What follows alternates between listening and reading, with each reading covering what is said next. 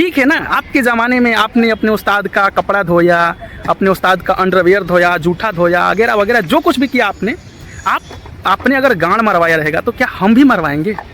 आपको तो समझ जाना चाहिए कि यार मेरे साथ ये गलत हुआ था, ये चीज़ गलत है, तो मेरे बाद किसी के साथ नहीं होना चाहिए।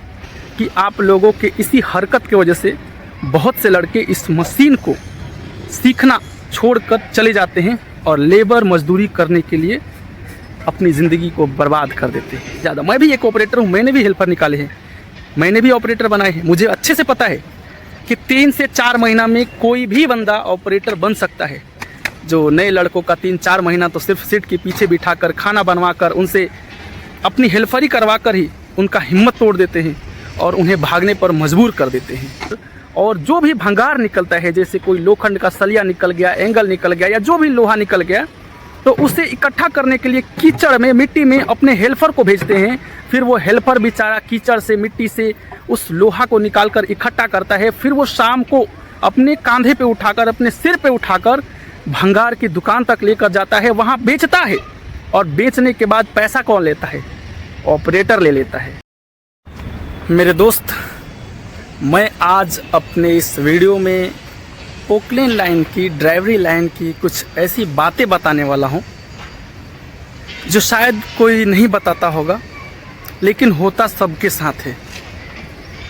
तो बात ये है कि जब भी कोई हेल्पर मशीन सीखने आता है तो वो अपने मन में बहुत उम्मीद लेकर आता है कि मैं मशीन सीख जाऊंगा, अच्छा पैसा कमाऊंगा, अपने परिवार को खुश रख पाऊंगा, अपनी बहनों की ज़रूरत पूरा कर पाऊंगा। अगर वो शादीशुदा है तो ये सोचता है कि अपने बच्चों की ज़रूरत पूरा कर पाऊंगा और अपनी ज़िंदगी को बेहतर बना पाऊंगा। इसी उम्मीद से इस मशीन को सीखने आता है। और सिर्फ मशीन सीखने आने वाला लड़का नहीं, व्यक्ति नहीं, कोई गाड़ी भी सीखने आता है, चाहे ट्रक हो, हाईवा हो या फिर कोई भी गाड़ी या मशीन, तो उस इंसान के मन में बहुत सी उम्मीदें होती है जो वो लेकर आता है मशीन पर या गाड़ी पर। लेकिन उसके साथ क्या होता है, उसकी उम्मीदों के साथ क्या किया जाता है, वो सब बातें मैं आप लोगों को बताता हूँ।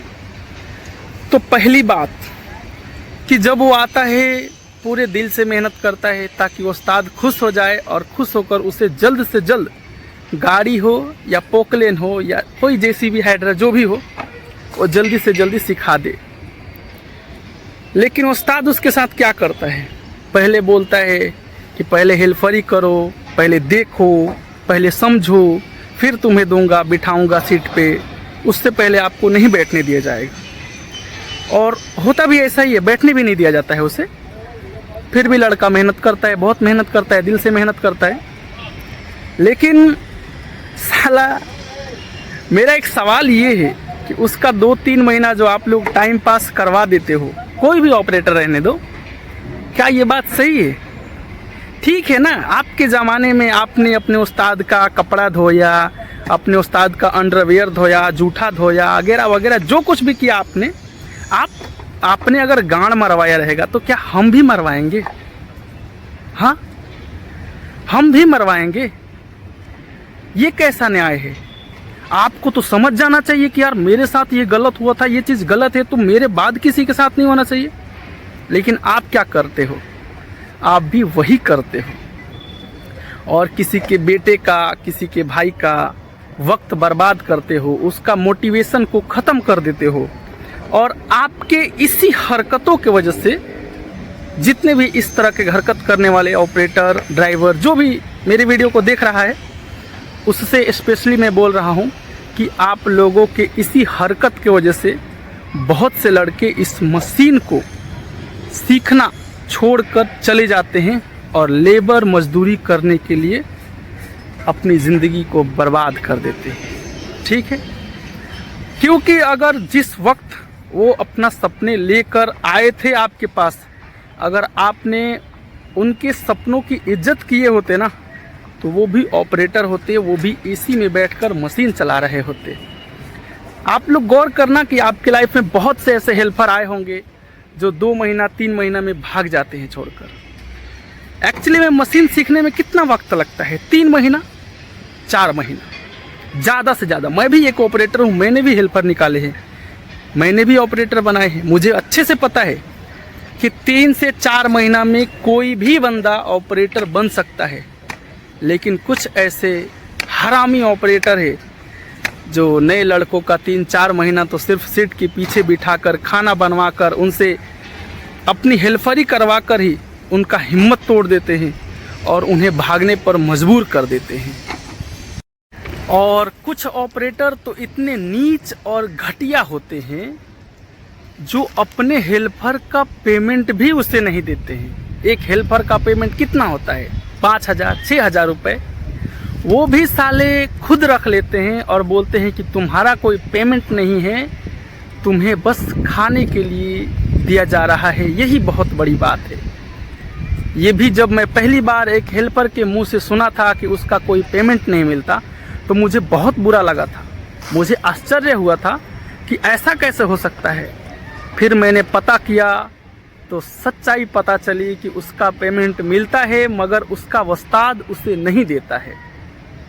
और तो और इतने घटिया घटिया ऑपरेटर हैं जो बहनचोद, सॉरी गाली निकल गई मुंह से, कि अपने हेल्पर से ही डीजल बेचवाते हैं और उस डीजल का पैसा वो खुद रखते हैं।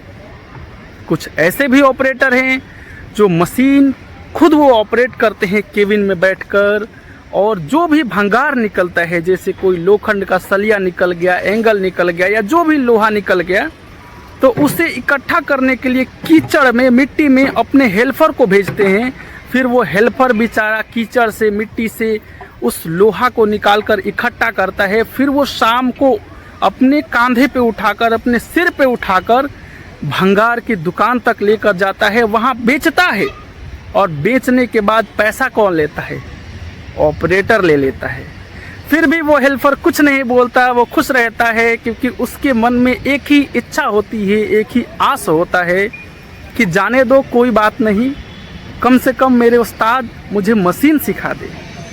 लेकिन अफसोस कि फिर भी उसे मशीन नहीं सिखाया जाता है, उसे मशीन पर बैठने का मौका दिया जाता है। ये सिर्फ दिखावा होता है। मशीन पे बैठाया जाता है और बोला जाता है ठीक है चला, और जैसे ही थोड़ी गड़बड़ी होती है उसे उतार दिया जाता है कि अरे छोड़ छोड़, तेरे से नहीं होगा। अरे मेरे भाई, तुम्हें मशीन देना ही नहीं था, क्योंकि ये बात तुम्हें भी पता है कि तुम हेल्पर को कितना ही बता दो कि ऐसे स्विंग होगा, ऐसे बकेट बंद होगा, ऐसे खुलेगा, उसे कुछ भी समझ में नहीं आने वाला जब तक कि वो खुद बैठकर अकेला, जब वो खुद अकेला मशीन पर बैठेगा, तुम वहाँ नहीं रहोगे, तुम कहीं दूर रहोगे, तुम उसके तरफ नहीं देखोगे, तब वो 10 मिनट में जितना सीख जाएगा ना, उतना आप 2 महीने में भी नहीं सिखा सकते। जब वो गलतियाँ करेगा, लीवर को अपने हाथ में रख कर खुद के मन से ऑपरेट करेगा, तो उसे ज़्यादा समझ में आएगी। और ये बात तुम्हें पता है, लेकिन फिर भी तुम क्या करते हो, सीट पे हेल्पर को बिठाते हो और खुद वहीं पे बाजू में खड़ा हो जाते हो और इंतज़ार करते हो कि इससे कब गलती होगी कि मैं इसे डांट कर उतार दूं और बोलूं कि तुझे अभी टाइम लगेगा। और ऐसे ही करते करते हेल्पर का 1 साल, 1.5 साल वक्त बर्बाद करते हो आप लोग। और कई बार हेल्पर को ये कहकर मशीन से उतार दिया जाता है कि नहीं नहीं अभी उतर, अभी सेठ आया हुआ है, अरे नहीं अभी सुपरवाइजर सामने खड़ा है, अरे नहीं अभी इंजीनियर सामने खड़ा है, तू उतर, तुझे मैं बाद में दूंगा। मेरे भाई, क्या सेठ को ये नहीं पता है कि वो हेल्पर तुम्हारे पास क्यों आया है? क्या इंजीनियर को, क्या सुपरवाइजर को ये बात नहीं पता है कि वो हेल्पर वहाँ पे क्यों आया है? क्या कोई बंदा 2000 किलोमीटर, 1500 किलोमीटर दूर से 4000 रुपये महीने का कमाने आया है? नहीं ना, वो मशीन सीखने आया है। और ये बात सबको पता है, तो तुम बुलाने से पहले ही अपने सेठ के साथ ये क्लियर क्यों नहीं कर लेते हो कि जब मेरा हेल्पर नया रहेगा तो उसको पर डे आधा घंटा मिलेगा, जब तक कि वो 1 महीना का ना हो जाए हेल्परी करते हुए, और जब उसका 1 महीना पूरा हो जाएगा तो पर डे उसको 2 घंटा दिया जाएगा मशीन चलाने के लिए। ये सब आप क्लियर कर लो ना। लेकिन आप क्या करते हो? अरे सेठ खड़ा है, अरे सुपरवाइजर खड़ा है, अरे इंजीनियर खड़ा है, तुम्हारी गांड फटती है। मुझे तो कभी कभी लगता है कि तुम बहनचोद खुद ही हेल्पर हो, तुम खुद का ही हाथ साफ करने में व्यस्त हो, तुम क्या दूसरों को मशीन सिखाओगे? और अगर आपकी सिखाने की औकात नहीं है तो कृपया करके ग्रीस भी आप खुद मारें, खाना भी आप खुद बनाएं, मशीन भी आप खुद साफ़ करें और खुद ही पूरा काम करें। किसी भाई का, किसी के बेटे का वक्त बर्बाद ना करें। धन्यवाद।